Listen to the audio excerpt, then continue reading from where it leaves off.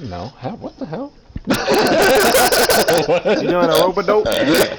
He said you should rubber though. What the hell? You said 12, like if That you caught can't me eat off until the guard. night. Rubber dog. I'm just fasted. I just fast. I'm just eating breakfast so I fast. Yeah, I know. They said Ramadan. That caught me off guard. What? No. Hell no. Only in today's society would you see videos of people breaking their fasting on Ramadan and people recording them and insulting them.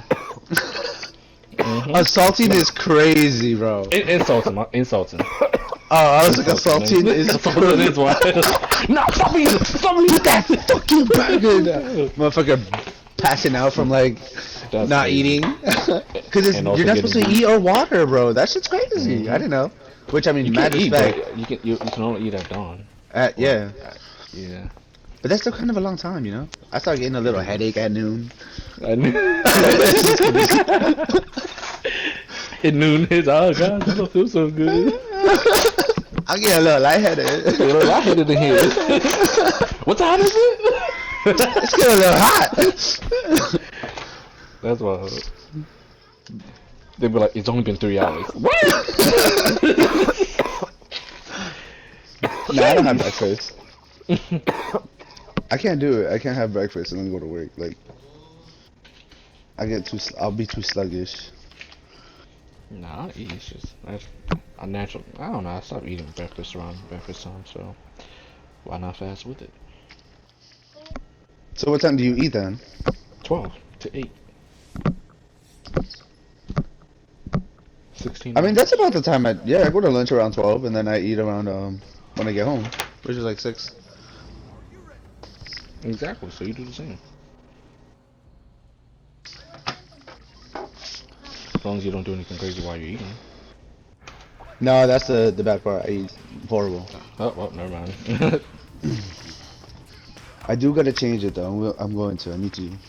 Easier said than done, even for me. Because No, but it's possible. I'll get super hungry at night, and then I'll even eat at night. But then I have to, what's it called? Push my time into the next day. So. I'll feel it. If I eat at 9, I won't eat till 1. If I eat at 10, I won't eat till 2. The duck. Oh, You're done. you're done. Go ahead and log off for me. No, you can leave your stuff. You can leave your stuff. No, you can let that too. Just go ahead and log off for me. We'll let you know when to come back. They're not gonna call you. That's even worse. We'll let you Because they're not calling back. Yeah. We'll let you know to come back. Don't worry. We just gotta sort some things out. That being your freaking What are we starting now? 1 day notice. I should have made eggs. I shouldn't have done that. I shouldn't have done that. Why am I so booty flea bravonzo?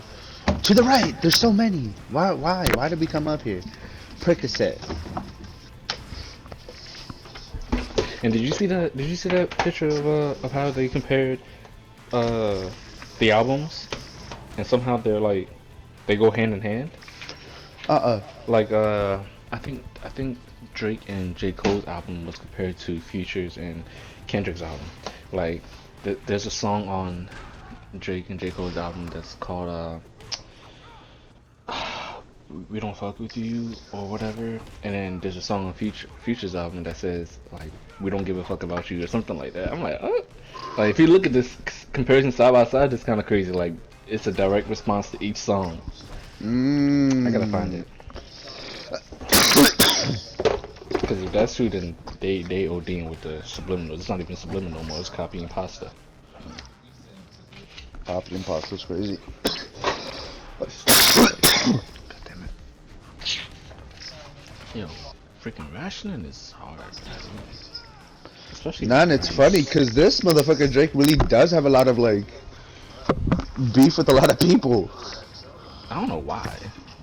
And then it's funny because somebody There's was like, Drake. I mean, there's The Weeknd, and then Pusha T. I'm like, God damn. J. Cole gonna see this and laugh at it and be like, yeah, this is good competition, I love it. And then they was like, Drake's gonna see it and be like, he gonna cry about it. Now I've been seeing the ones where Drake's like, he's been acting like a theater kid again at his concert, responding to, they're like, this is gonna be Drake responding to Cole and his diss, and you just see like Drake do like some kind of like fucking Jesus pose with the fire in the background. I was like, oh my god, bro.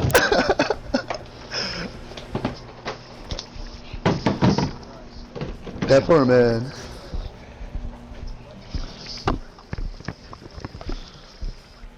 I like some. Well, I do like Drake though. I'm not gonna lie, but. What the fuck you know about this is? But what does he know about this is? Indeed.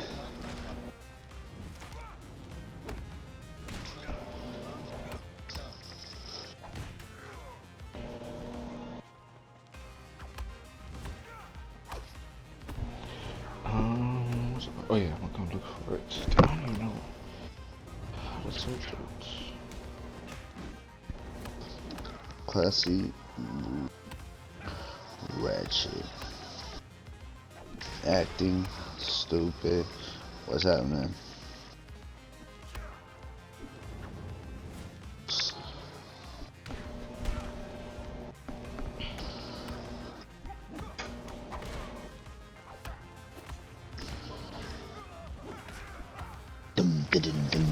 Alright, reach 50 players, 8 point, it's MJ.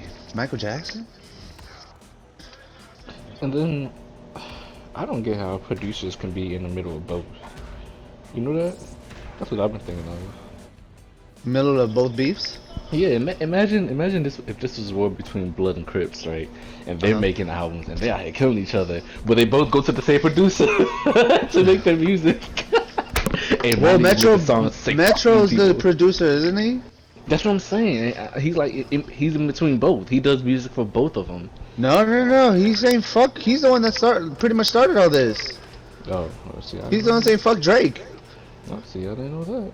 Yeah. No. It's Metro, Kendrick, and Future. Mm. And then there's Drake and, well, Cole, I guess. And 21. 21. Well, we don't even know about 21 either. But no, there's a lot of people that are like in between. Who were they saying was in between? Fucking. Oh my god.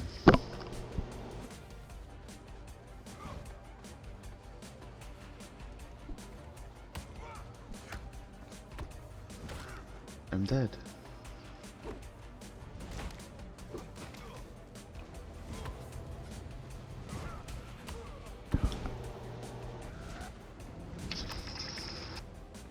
Fucking bitch, bro. There it is. Yeah, right. I just got bodied. This is it. I'm a savage. Fans are speculating that the song titles on Metro Boomin and Future's album are direct responses to Drake, and it's right here. I'm gonna send it to you. It's on Instagram. On the G's of the eyes.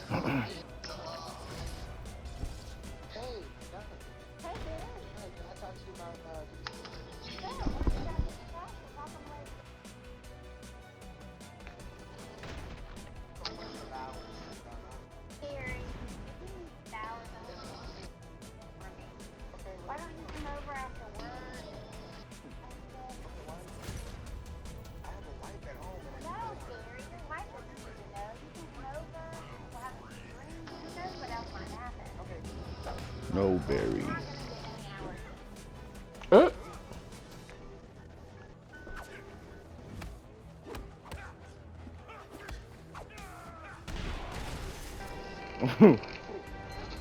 Sorry, buddy, not today. Speaking for air.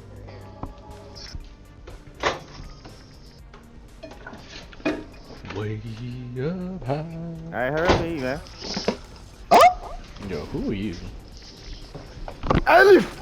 Are you somebody? Do you have a name? You have a name? Yeah. It's a transmission. Hakai. Yeah.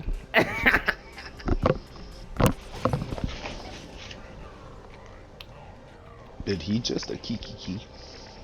While doing the hakai. I call it flying Hakai. Flying Rajin Hakai. Okay.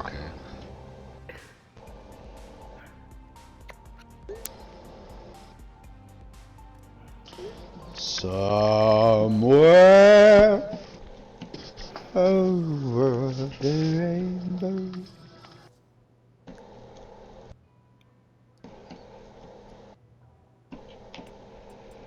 You can't get that back, buddy.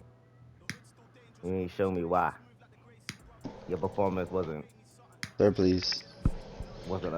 enough. The Wendy's. I'm not thinking about the people at Wendy's.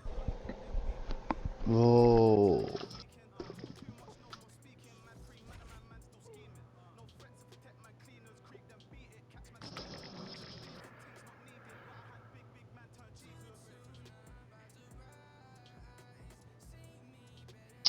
I don't know what the fuck.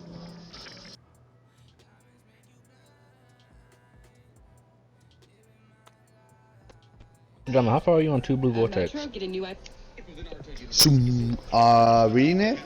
Mm-hmm. Well, obviously, huh? I'm caught up. Yeah, obviously. You say you caught up? Yeah. Oh, okay, I can play this video then. I'm not caught up yet, but. Much greater threat. The Mmm. Naruto universe is an ever-changing tapestry. Twists and turns. Oh, yeah, he's amazing. Ever I watch his videos during my lunch break. The only consistent Hammer? thing in the Naruto Yeah. universe is Mhm. change. The story changed to a story about a boy unifying those nations against a much greater threat. When we thought the story was about these ninjas coming together to use ninjutsu, taijutsu, and genjutsu to battle against this tyrannical monster in Madara, the story evolved into those very same ninjas becoming pilots of chakramechs to battle on a scale that we previously thought was unimaginable. And when we thought chakramech ninja pilots was the direction that Naruto was heading in, aliens arrived. And now those aliens have nullified the usage of those chakramechs, so we're back to taijutsu. And the craziest part about that last update is that while the scale of the battles happening now in present-day Boruto might be exponentially smaller, the respective power of those battles has gone way up. And that has left a lot of people very confused, because usually bigger is better.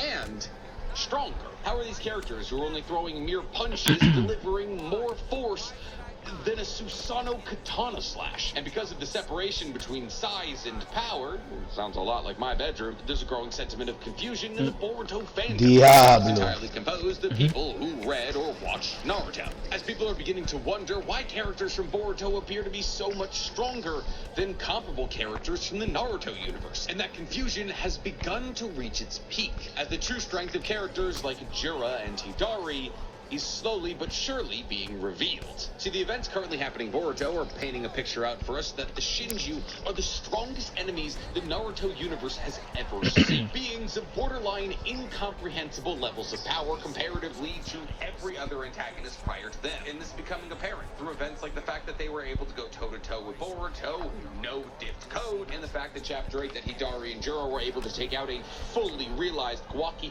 who should be at least as powerful as Ishiki with next to no effort, which means that everything that we've seen from at least Jiraiya and Hidari proves that not only are they the strongest enemies we've ever seen, but also that the entire force of the Shinobi Alliance probably wouldn't be able to stand against them individually. But this realization is perplexing to a lot of people, especially those who still think we're in Naruto. I mean, the Shinju are just Ten Tails clones.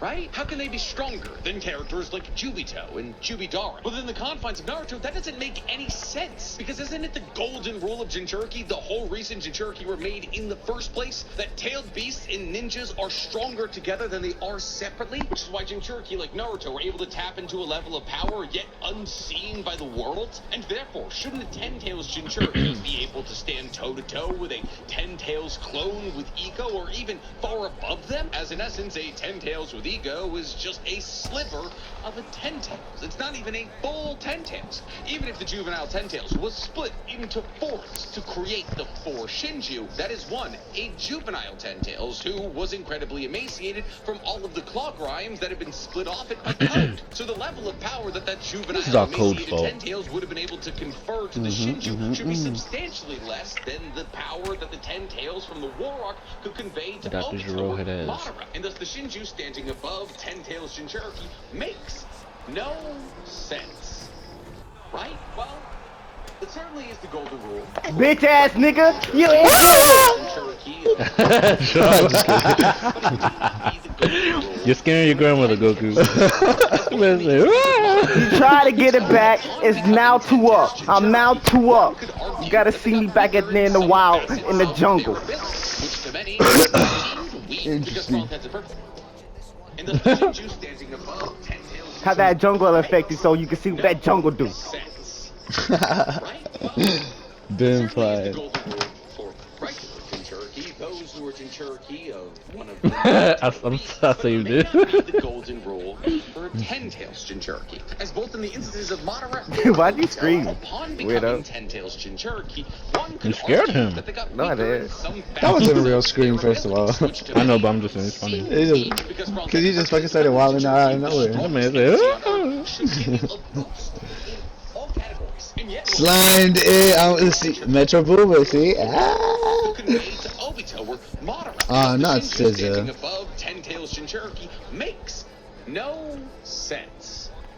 Right? Well, it certainly is the golden rule for regular Jinchuriki. Yeah, I'm gonna those record who that. are That's Jinchuriki embarrassing, of buddy. One of the nine-tailed beasts, but it may not be the golden rule for He tried to get it back. Jinchuriki. Oh, Because damn. of Madara and Obito, upon becoming Ten Tails Jinchuriki, one Go crazy. could argue that they got weaker in some facets of their abilities, which to many seemed weird. Because for all intents and purposes, becoming the Jinchuriki of the strongest entity on Earth should give you a boost in all categories. And yet, while Obito was in Ten Tails form, he couldn't use Kamui, his strongest ability. And Madara, while he was in his Ten Tails form, never used his Susanoo, something he was heavily reliant on prior to becoming a Ten Tails Jinchuriki. Now, does this mean that Madara couldn't use his Susanoo? No. But are there scenarios where Jubidara could have used his Susanoo to massive advantage? Yes.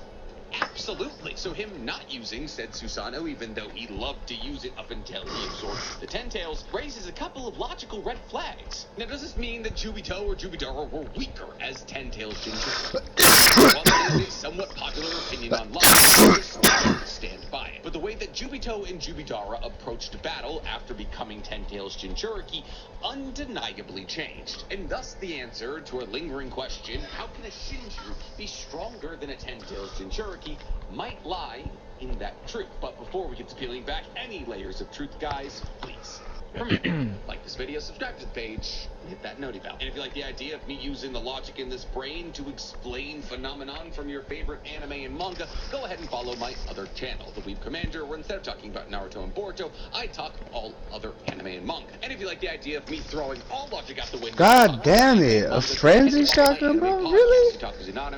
Not even fair. Break down everything that happened in anime and manga this week. It's available on YouTube, Spotify, and Apple Podcasts. I forgot I was beating your ass on the ground like that. Like a little boy. Be a boy. Hey, I said boy. Sir, please, the kids. What I tell you about pissing into the fucking car? Anime t-shirts, sweatshirts, and sticker packs. Bitch. Fair warning. Yeah. I'm finna yap today. But in And I order to tell your find ass out to the wait answer till to the this next question, stop. I have to paint you a rather large picture. Because pretty much every single part of every single What I point tell your that ass, I'm boy? gonna try and build out today to answer the question we're trying to answer. Leave your ass in the stomach, is but- somewhat contentious. And also, Yeah. the answers are not entirely concrete. And thus, Hit without you enough building time a in the gut, you will know how to hell with. the Naruto versus Boruto universe power systems and so much more, answering the lingering question we have today really doesn't mean anything. But You've been warned. See, one of the largest discourses in the Naruto fandom, even before the Shinshu were revealed, was how far could Jubito or Jubidara make it in the Boruto universe? And it's still a heavily debated topic to this day. And while we have a pretty good and concrete answer for Jubito, as Jubito was defeated by characters we can scale, most notably KCM2 Naruto and EMS Sasuke, obviously this was pre their Hagoromo boost, we don't have a great answer for Madara, whose upper limit we don't really know. But we are able to estimate the peak strengths of both Jubidara and Jubito based off the people that they were fighting in the war arc, and based off what they were able to accomplish in said fights. Like I already said, Jubito lost to a majestic attire Susanoo, wielded by Sasuke and Naruto simultaneously. Now, I could point out the fact that a peak power Hashirama was able to defeat a majestic attire Susanoo that was being wielded by Madara, but making that comparison is somewhat disingenuous, because obviously the majestic attire Susanoo being wielded by Sasuke and Naruto was more powerful than the majestic attire Susanoo being wielded by Madara. Why, you ask? Well, because of the golden rule we've already talked about in this video. The Jinchuriki is always going to be stronger than either a ninja or a tailed beast on their own. And Madara was not the Jinchuriki of Kurama. He was controlling Kurama with Genjutsu. And thus, unfortunately, somewhat unquantifiably, the majestic attire Susanoo used against Jubito was stronger than the one used against Hashirama. And for those of you who are going to be like, but also Hashirama has wood release, which is strong against tailed beast chakra. So did Obito. And also, the giant Susanoo shell is supposed to stop wood release from hitting the tailed beast chakra. But still, even if we say that this majestic attire Susanoo is stronger than the one that Hashirama managed to destroy with his 1,000-armed Kanon, Jubito's peak strength is really not all that impressive. But Nick, you fought against all the Hokage, KCM2, Sasuke, The fuck? You're right. You strange going through his house. Drama's It's in my backyard. What? I've never heard of the train before. It will be your child. Did y'all see the video I sent AJ? No, with what the car? The trade. Bro, you can run away from home so easy. 100%. Starting a life. I'm running away. Just hop on the train. Right, he goes right behind his backyard. Throw my fucking luggage up. Alright, let's go. He go Then travel wait like for the Boruto. train. Yeah, that's right. Travel on top of the train. You're right. He did. However, Hiruzen and Hashirama, who were probably the two strongest Hokage in their peak prior to Naruto, were far, and I mean far, from their peaks. As Edo Tensei brings you back as you died, and both Hashirama and Hiruzen most likely died of old age. Well, like, we know Hiruzen didn't die of old age, but he died while old. Actually, that would have been fantastic. He, like, uses the Reaper Death Seal, and then right before his soul's about to be severed, he just has an aneurysm. I wonder if that would save you from the Shinigami stomach. Probably not. But yes, the addition of Minato and Tobirama battling against Jubito, I really don't like KCM2 Hiruzen anymore. Naruto and Sasuke is impressive, but Hiruzen? Minato is admittedly not that great at When saving this those, is a and he also horrible had just unlocked horrible, KCM2 Hokage. like Yeah, once you Naruto. start to think about it, huh? Tobirama, unfortunately, while powerful, didn't exactly hold it down in his battle against Jubito. All in all, Jubito scales below Jubidara. Duh, and therefore probably below Kaguya. And if you want to get really granular with it and compare Jubito to a character somewhere to around We got Blade down. That's insane, bro. Otsutsuki, A shotgun. multiple characters in the Fourth Shinobi World War who would have been able to stand toe-to-toe against the likes of the Chief. Now, let's talk about Jubidara, because Jubidara is a different story entirely. See, one Rinnegan Jubidara, who is possibly incomprehensibly weaker than three Rinnegan Jubidara, was able to tank an attack from 8 Gates Might Guy that bent space-time. And now, since the only way to bend space-time is to be a supermassive object, this means that the density of Might Guy's chakra was so incredibly thick that he was able to bend space-time like a planet. And because of this, the scaling for Night Guy is kind of all over the place, with some claiming the kick to be a planet buster and others scaling it all the way down to island level. However, the exact scaling of Night Guy isn't all that important. All we need to know is that Madara survived that 99.99% of the Naruto universe. On top of this, one Rinnegan Madara also went toe-to-toe with the likes of You don't need to Naruto and copy me. Sasuke post their Sage of Six Paths boost. And while there was some definite moments where Sasuke and Naruto caught one Rinnegan Madara lacking after Madara's boost to Rinnegan and a Sharingan, Nani? it didn't seem as though Naruto and Sasuke Nah. were really going to be My able to dojutsu finish wasn't it enough? through any conventional means. Negative. Even Hagoromo himself said that Madara Come on, was Gekio. quickly approaching his level of No. power, which some people Alright, I'm gonna need all that thought chakra I was dispersed through my clothes. unfortunately, as soon as 3 Madara burst onto the stage, he took a big black back shot like Lana Rhodes, from Black Huh? Samson and was used as Kaguya's vessel. And it wasn't until we made it to Boruto did we realize this is kind of Kaguya's thing. Cutting down incredibly powerful men while they're not looking. But if we want to be That's which right. we should be, I bet it's a very pussy safe mid to now. assume that Jubidara doesn't scale above Who? Kaguya. After all, Mono Madara Rona. was harnessing her power through the Ten Tails as She's a hater though. kind of the Ten Tails. Huh? And while yes, we can say that Madara's mind harnessing the power of the Ten Tails / Kaguya could have the same golden rule applied to it that we applied to Jinchuriki, and thus Madara harnessing Kaguya's power could have made for a more powerful foe than just Kaguya. I would like to remind you that Kaguya is an immortal alien who has presumably destroyed tens, if not hundreds of planets alongside Ishiki. And while yes, she is the lower-ranking Otsutsuki, it's not like Kinshiki wasn't helping Momoshiki in his plot to collect the nine-tailed beast. She was absolutely throwing hands with aliens all across the multitude of universes. So Madara was a genius amongst men. Kaguya probably hasn't beat in actual battle experience and is therefore incredibly powerful. Not to mention she had the ability to fight for 3 months straight against her 2 sons, whose end goal was touching her simultaneously. So to assume that Jubidara scales above her with the little evidence that we have is kind of insane. So our perception of 3 Rinnegan Jubidara's strength is inherently tied to our perception of Kaguya's strength, which is inconsistent. See, we understand that it took the combined effort of all of Team 7 and the most powerful forms that we had ever seen them, plus Obito, to simply lay hands on Kaguya, and thus her power is undeniable, especially when you consider the fact that we were getting a version of Kakashi in this battle against Kaguya who could rather easily be scaled to adult Sasuke levels. I mean, DMS Kakashi might have been the most powerful person in that fight except for Kaguya, as after all, he is the only person in that fight who speed blitzes Kaguya. But unfortunately, as impressive as that fight was by Kaguya against Team 7, we had testimonial from Sasuke himself during the blank period stating that he alone is now powerful enough to 1v1 a Kaguya level threat. And Naruto, just 3 years after the conclusion of the Fourth Great Shinobi World War, was tanking moon-splitting attacks. And if we assume that Kaguya didn't have moon-level durability, which is why Six-Pass Jubaku Tensei worked on her in the first place, this means that only 3 years after the Fourth Great Shinobi World War... Oh my god, everybody gets that bitch ass gun, what the fuck? ...be able to 1v1 a Kaguya level threat. So the Naruto blank period brought a whole new meaning to what the word means in the Naruto universe. And even Sasuke barely on that offering. There's no tell on that leg kick. Well, you don't want to say Khabib has fallen in love with his striking, but he certainly is boxing more than he did early on in his UFC career. Now we'll see if he can follow it up. Nice jab there by Oliveira.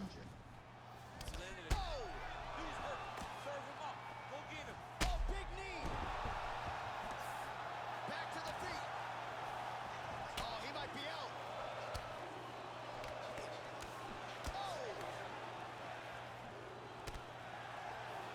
Changes his stance. You'll see a lot of this from this fighter.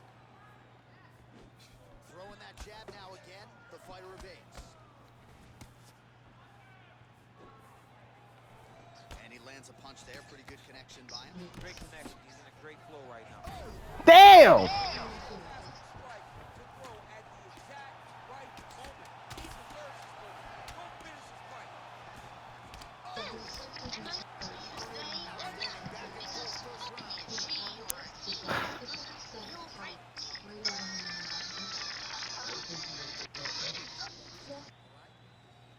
All right, there's the end of the round. We'll show you some of the highlights. It must feel pretty damn good to knock a man down like that.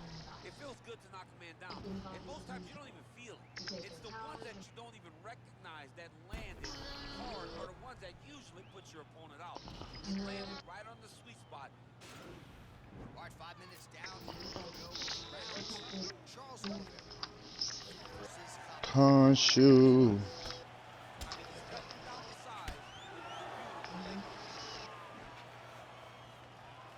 Big kick. Well, you saw the tail of the tape. He has a reach advantage and made good use of it there with that punch. That's a big strike right there. Mixes it up nicely in terms of staying heavy and also staying active. Nurmagomedov's lower jaw does not look good. I don't think it's broken, but starting to show some obvious signs of swelling. 70 total strikes have landed. Talking to the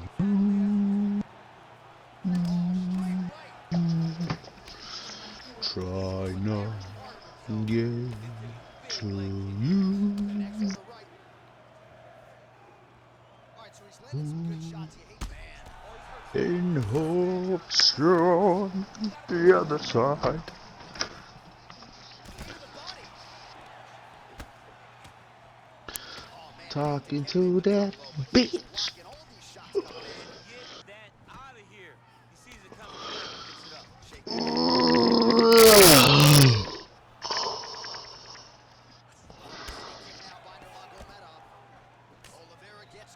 Shinobi Alliance with a base Chidori, and thus Naruto and Sasuke as adults are leagues stronger than they were in the War Arc, which makes a lot of sense, because in the War Arc they were using shiny new abilities that they had had for less than 12 hours, and were being forced to use them time and time again against insanely powerful enemies. Pretty much as soon as Naruto unlocks KCM1, he has to go battle against White Mask Obito, followed up by battles against people like Edo Nagito. Oh wait, I got the order of those two things mixed up, because Naruto unlocks KCM2 in his battle against White Mask Obito. Anyway, what I'm driving at here is that all the new abilities that Naruto and Sasuke unlocked during the Fourth Great Shinobi World's War, they unlocked during the Fourth Great Shinobi World War. So to say that they were practiced in any of these abilities is a big stretch. The boost in strength between War Arc Naruto and Sasuke and adult Naruto and Sasuke is put on full display when they battle against Momoshiki, which I actually hesitate to even call a battle, because Naruto and Sasuke beat the ever-living piss Bitch ass out of nigga. Momoshiki.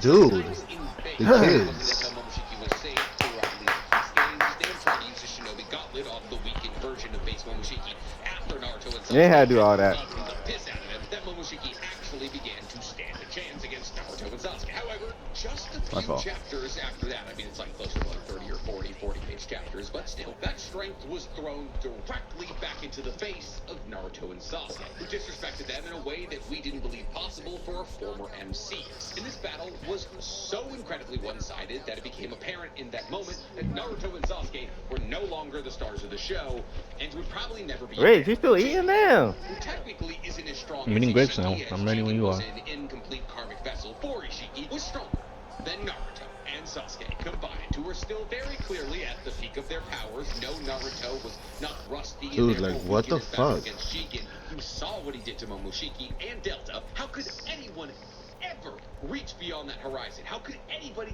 ever achieve that level of... Oh, Boruto did it immediately, because about as fast as it was established that Naruto and Sasuke are no longer the strongest people in the universe, 3 new characters, all with power comparable to that of Ishiki, took a step towards center stage. And those 3 characters, in the order of their awakening to this Ishiki-level power, were Kawaki, who inherited Ishiki's power through a manufactured comma given to him by Amado, Toad, who had his limiters removed by